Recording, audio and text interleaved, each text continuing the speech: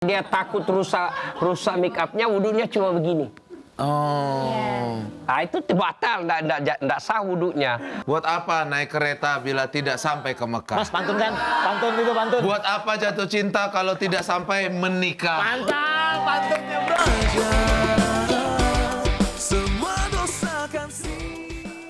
Orang masuk surga itu bukan karena tidak ada dosa, tapi kebaikannya lebih banyak daripada keburukannya. Maka ketika kita anggap profesi kita nih nyerempet-nyerempet dosa ketika kita manggung, ya, dan itu adalah tuntutan hidup, maka usahakan dengan memperbanyak istighfar, ya, lalu memperbanyak amal. Ya, kalau tidak bisa memperbanyak amal, jangan perbanyak dosa.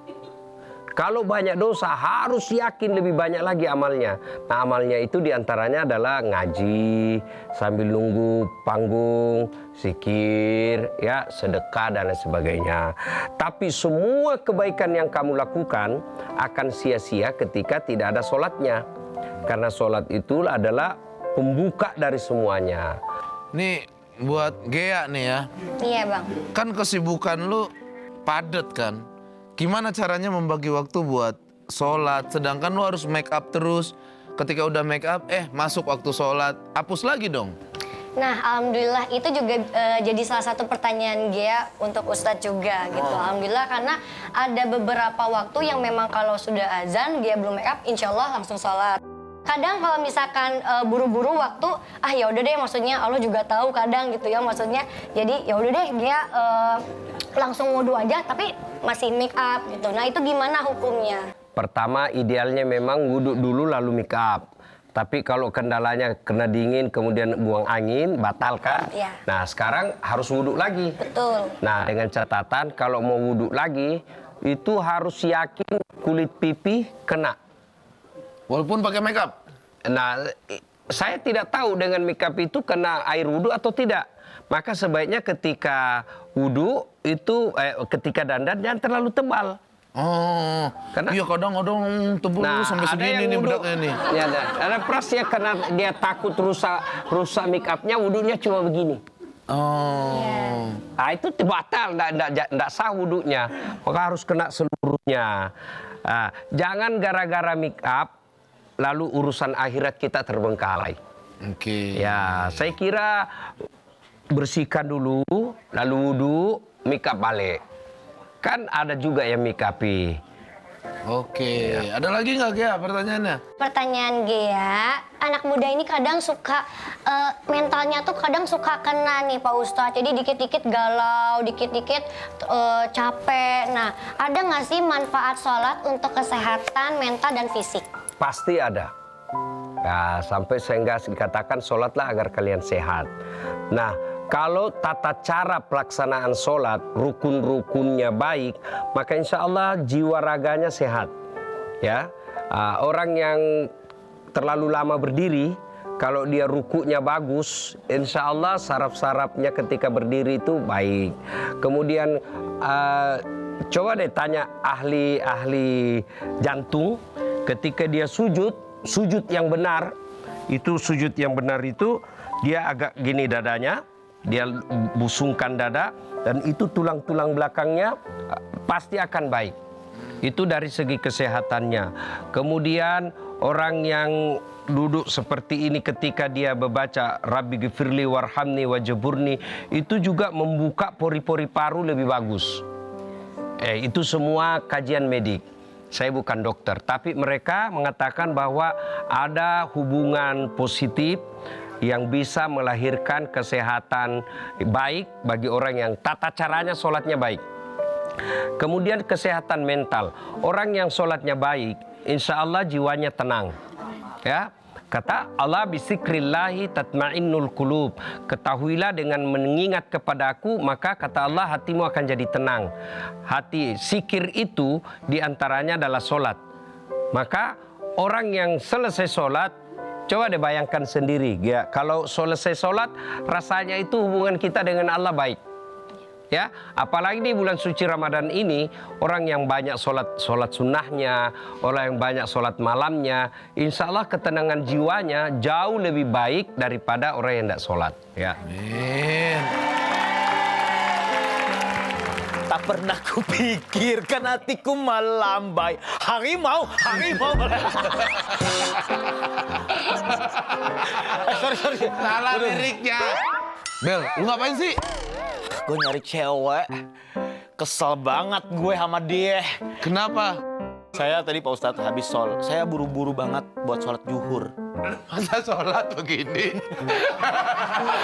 Kan di sana ada sarung, kan di sana sarung. Kan sholatnya di rumah. Iya. Selesai sholat ganti kostum. Ih, dibelain sama Ustaz. Iya, karena saya di pertengahan jalan tadi ketemu cewek itu, Ustadz, mengganggu konsentrasi saya untuk bersolat, Ustadz. Tadi ke sholat zuhur 3 rakaat, saya lupa 1 rakaat lagi. Jadi lu ketabrak? Ketabrak sama dia. Lagi sholat ketabrak. Jadi dia yang nabrak lu? Iya. Kok bisa dia nabrak saya? Ciri-cirinya gimana ciri-cirinya? Wanita berjilbab, Hah? terus cantik banget. Oh iya? Iya, Lu pernah lihat dia sebelumnya nggak? pernah banget waktu itu. Kejauhan di sini. Kejauhan. Lu di sini. Saya Terus dia mau dia. nabrak. Apa Nabrak. yang hilang? Peluit saya. Hilang peluit saya. Diambil dia kayaknya. Ada nggak di antara kita di sini? Kita ada berlima di sini. Ini dia wanitanya. Ini adalah wanita yang menabrak saya, Pak. Oh iya? Saya pengen menikah sama dia.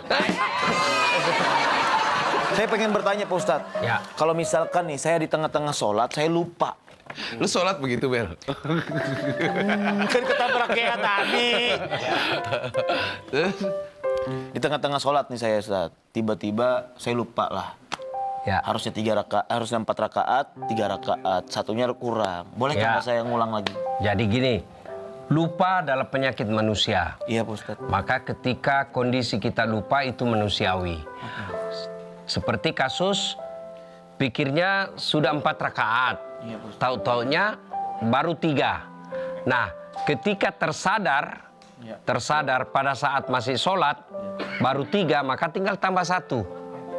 Ya, cukup ke-4. Tapi kalau misalnya sudah selesai, Assalamualaikum warahmatullah, Assalamualaikum warahmatullah, baru tersadar bahwa ternyata baru 3. Lanjutkan, takbir kembali. Allahu Akbar, lanjutkan 1 rakaat. Siap, Pak Ustadz. Boleh itu, Pak Ustadz? Boleh. Meskipun sudah bicara, sudah ngobrol, kurang 1 rakaat. Oke. Masih ada wudhu, Lanjutin boleh? Ebel ambil hadap kiblat, lanjutin 1 rakaat. Selesai 1 rakaat, sebelum salam, setelah tahiyat, bil alamina innaka hamidum majid. Sebelum Assalamualaikum warahmatullah, sujud sahwi namanya. Ya, sujud sahwi itu sujud karena lupa.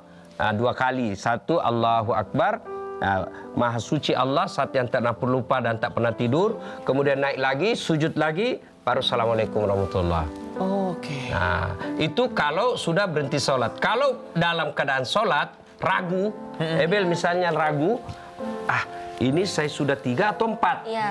Nah, ambil bilangan 3. Iya. Kalau ragu, ini 3 atau 2, ambil bilangan 2. Iya. Selalu memilih bilangan rendah. Kenapa? Lebih baik lebih daripada kurang.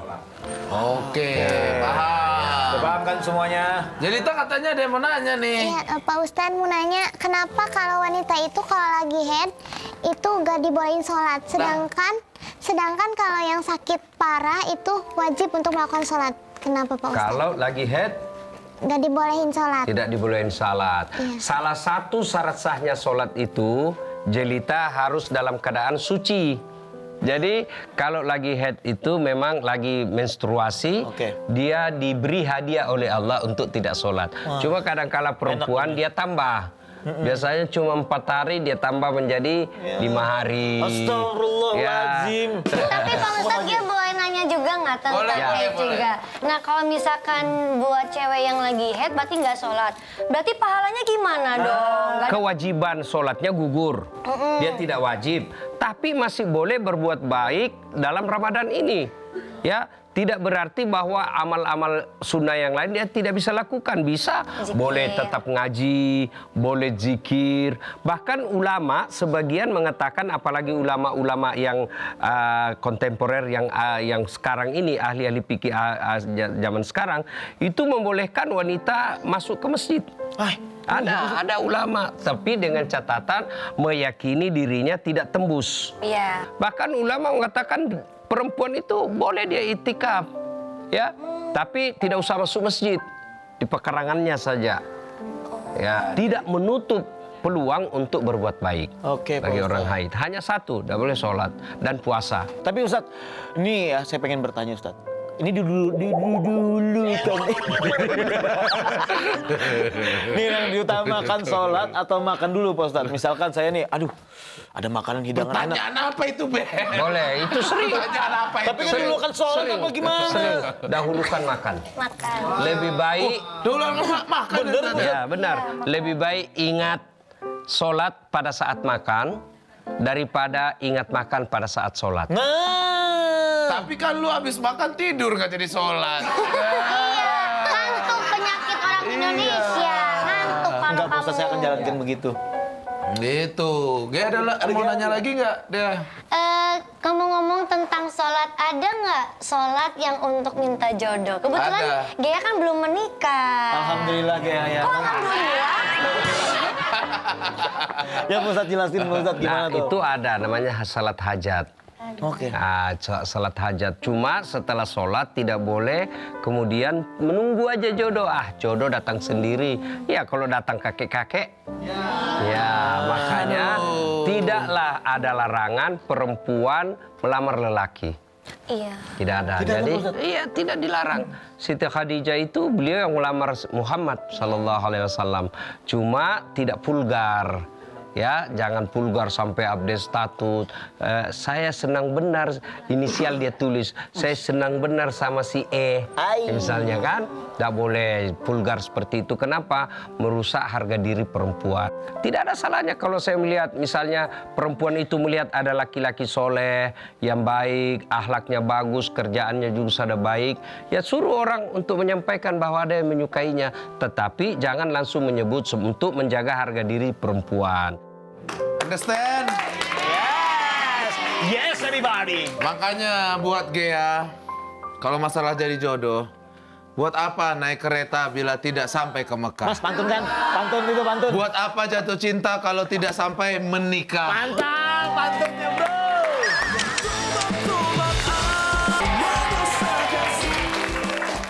Bel, tadi lu main bola ya Bel? Iya. Wah, gua tadi dengar tuh komentator bilang agama pakai boleh. istilah, ya tendangannya diselamatkan tiang agama. Nah gitu. Setahu saya Gitu, kan tiang Ben. agama itu adalah tempatnya kita sholat. Iya Pak Ustadz. Maksudnya, Ben. Maksudnya. Kalau sholat itu adalah tiang agama kan? Ya, jadi as-salatu imanuddin. As-sholatu Imanuddin, itu hadis Nabi. Sholat itu adalah tiang agama. Kenapa? Iya, Pak Ustadz. Agama ini diibaratkan sebuah bangunan. Ya, bangunan itu dia tidak mungkin kokoh tanpa tiang. tiang. Ya, kalau ada bangunan tidak ada tiangnya, pasti bangunan itu rapuh. Maka agama juga itu, kalau ada orang yang tidak ada sholatnya, pasti agamanya rapuh. Bahkan sampai Nabi katakan, batas antara kekafiran dan keislamanmu adalah sholat. Nah, orang yang tidak sholat itu berarti meruntuhkan agamanya. Astagfirullahaladzim. Ya. Nah Pak Ustadz, jadi ada beberapa pertanyaan. Ini ada pertanyaan pribadi Gea. Apa tuh? Jadi Gea suka dibilangin kayak gini sama netizen. Percuma sholat tapi belum dihijab kayak gitu. Allah. Siapa yang ngomong gitu? Banyak. Ano pas. Apa maksudnya?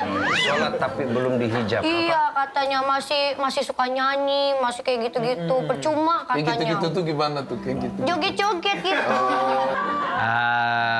Sholat diupayakan mampu membatasi kita, menghindarkan kita dari perbuatan keji dan mungkar. Tapi tidak berarti lagu nyanyi itu mungkar. Ya tergantung syair-syairnya. Oh, iya. Kalau syair-syairnya berupa dakwah, ya bahkan itu menjadi pahala. Seperti lagu-lagunya Romai Rama, itu kan ada dakwah di dalamnya. Kemudian pun kalau joget-jogetnya jangan juga yang mengundang syahwat lelaki. Apalagi kalau ada rekaman. Yang kita khawatirkan kalau rekaman itu kemudian beredar, viral, ya meskipun kita sudah taubat, selama beredar itu kita masih dapat ganjaran dosa. Oke. Itu yang disebut dosa jariah. Meskipun kita sudah meninggal, tapi video-video kita yang tidak senonoh itu beredar, ya kita tetap dapat dosa. Apalagi kalau dicontoh oleh anak-anak kita. Maka bagi orang beriman, cari nafkah, cari job, itu penting, tapi carilah yang betul-betul Allah ridha, sehingga meskipun sedikit tapi menimbulkan ketentraman jiwa, daripada banyak tetapi hati kita tidak bisa tenang karena tidak berkah. Ya. Jelita katanya mau nanya, Jelita. Ustaz, ada gak ada urutan zikir setelah sholat gak? Bagi dong Pak Ustaz. Nah, coba lihat ketika kita sholat itu kan kita Assalamualaikum warahmatullahi, Assalamualaikum warahmatullahi. Kalimat ucapan yang pertama itu Astaghfirullahaladzim wa atubu ilaihi la ilaha illa antas wa anaka inni kuntum. Minimal astagfirullah, astagfirullah. Loh, kok istighfar Ustaz? Ini kan baru sholat, beribadah. Karena dalam sholat itu apakah ada yang salah, ada yang keliru, ingatan kita tidak sesuai yang Allah inginkan, maka kita astagfirullah, astagfirullah, astagfirullah. Kemudian minimal jeli zikir yang 3 itu yang populer. Subhanallah, alhamdulillah, Allahu Akbar masing-masing 33 kali. Tapi sebelumnya baca itu ayat kursi. Kemudian membaca Al-Baqarah yang terakhir yang bermula dari amanar rasulu bima unsila ilaihi dan seterusnya. Ya, lalu selesai itu zikir dan salawat. Setelah salawat barulah memohon kepada Allah Subhanahu wa taala. You understand, Jelly? Yes. Okay. Jangan pernah membuang tomat. Karena tomat mahal harganya. Jangan pernah tinggalkan sholat. Karena sholat adalah tiang agama.